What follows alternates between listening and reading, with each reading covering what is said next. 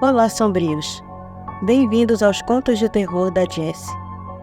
Hoje vamos iniciar um novo conto que será exibido toda sexta-feira. Ele se chama Sonâmbulos e foi inspirado em uma história de Stephen King, que recebe o nome de Sleepwalker. 1985, Cocuci, Ceará. Iris caminhou cautelosamente por dentro da igreja. Haviam corpos por toda parte, todos secos. Suas peles agarradas aos ossos davam-lhes aparência de velhas múmias. Suas fisionomias estavam envelhecidas e tinham uma expressão de dor. Suas bocas estavam escancaradas de uma forma não natural. Era como se tivesse sido tirado à força, como se algo tivesse sido tirado à força de dentro deles. Ela estava com medo. Apertava firmemente sua sacola, mesmo com a alça transpassando seu corpo. Ela tinha medo que algo acontecesse e ela acabasse perdendo a única chance de salvar o que restou de Cocuci e garantir que aquilo não saísse dali. Faraó a seguia corajosamente. Ele era o único sobrevivente de todos os gatos que havia no distrito. O padre havia se encarregado de matar todos os felinos, como prova de lealdade àquelas coisas que se abrigavam no porão da igreja.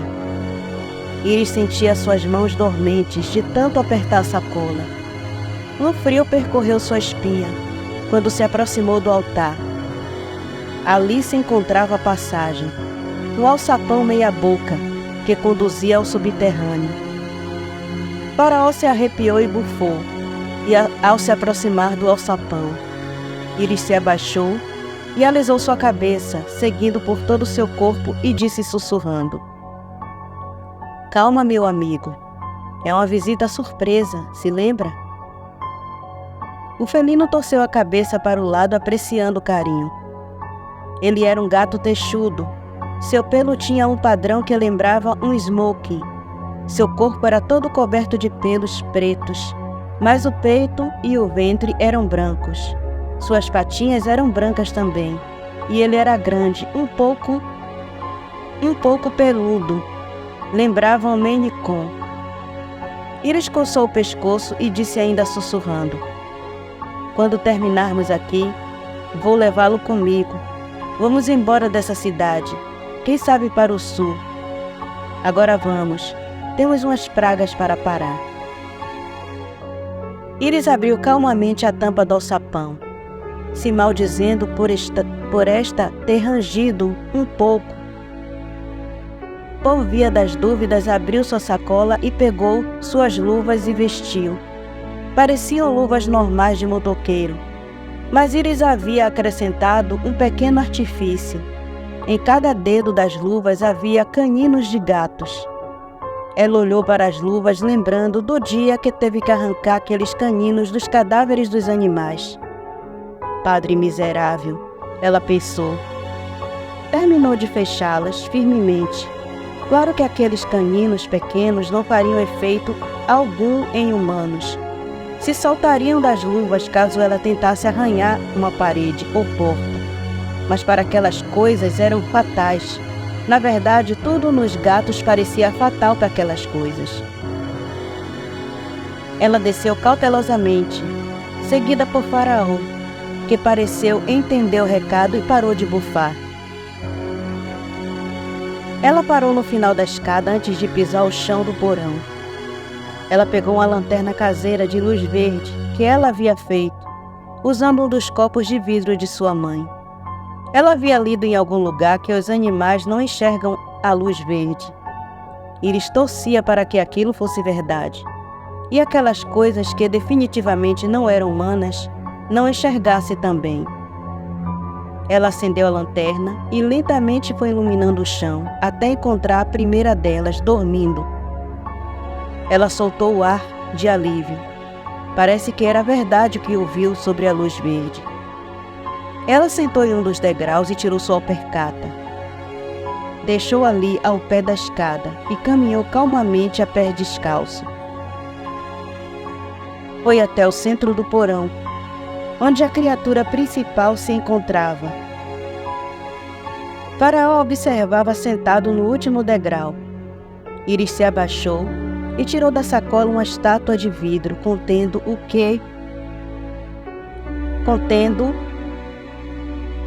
uma estátua que era toda trabalhada na forma de um gato.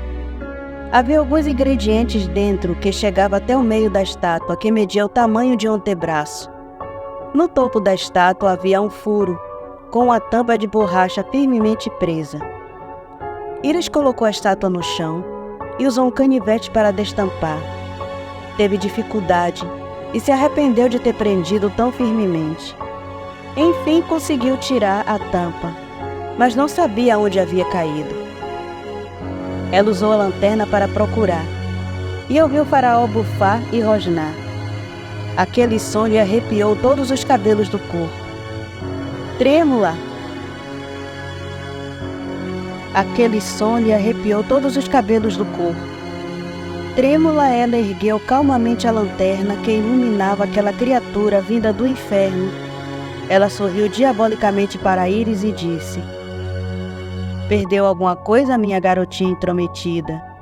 Você é escorregadia, mas veja só, veio de livre e espontânea vontade até mim. Eu não escolho muito o que comer, mas uma garota virgem como você é uma verdadeira iguaria. Não vai escapar de mim dessa vez. Não vou deixar." A criatura se afastou, rosnando sem terminar o que ia dizer. Faraó se aproximou de Íris, rosnando ameaçadoramente e bufando. Íris aproveitou e começou a dizer o encantamento. Uma fumaça esverdeada começou a sair do orifício da estátua, se espalhando pelo porão abafado. Logo todo o ambiente estava tomado por aquela fumaça e o odor que ela continha. Íris falou o encantamento em latim, rezando para ter pronunciado certo. Ignoratus tus vos assignaratum mel. Toda pessoa que cheirar há de ficar por mim encantada. As criaturas que já haviam despertado, por conta dos rosnados daquela criatura fêmea, ao ver Faraó ficaram em transe. Mas a fêmea era quem liderava a todos e estava resistindo. Mas Íris era determinada. Não chegou até ali para desistir. Com mais firmeza e determinação, ela pronunciou o encantamento. Ignoratus tus vos assignaratum mel. A criatura parou de rosnar. Estava completamente sob o domínio de Íris, que deu a ordem: adormeçam para sempre, que seus corpos virem pedra e permaneçam adormecidos nesse porão imundo e amaldiçoado para sempre. Uma cacofonia de sons de estalos e gemidos se espalharam pelo porão. Íris se ergueu e começou a iluminar tudo com a lanterna. As criaturas estavam se petrificando na posição em que estavam. Logo o porão estava cheio de estátuas bizarras, com fisionomias demoníacas e assustadoras. Íris suspirou. Havia conseguido dar um jeito naquelas coisas. Ela correu daquele porão, apanhou suas alpercatas e subiu os degraus de 2 em 2. Faraó a seguia. Ela fechou o porão e arrastou o púlpito até cobrir a entrada. Então subiu até o telhado da igreja e começou a destelhar tudo, deixando o sol entrar. Assim que os cadáveres foram tocados pelo sol, se transformaram em pó.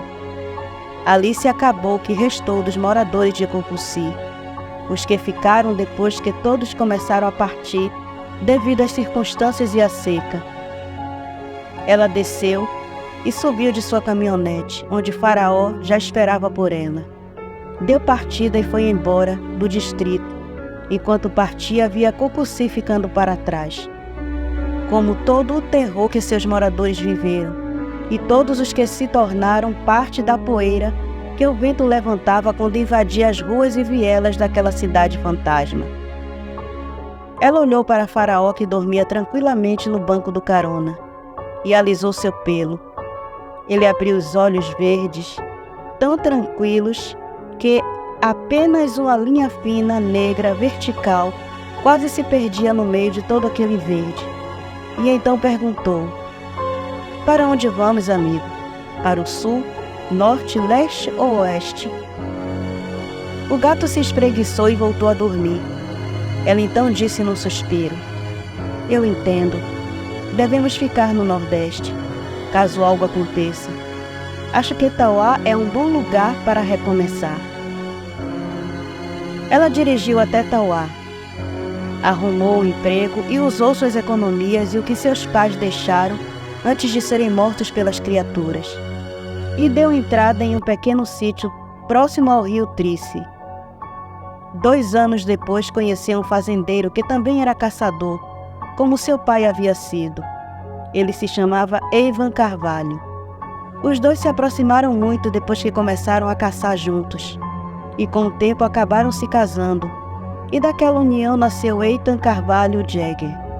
Por 33 anos ela teve paz, até o dia em que viu seu distrito natal ser tema de uma reportagem na televisão.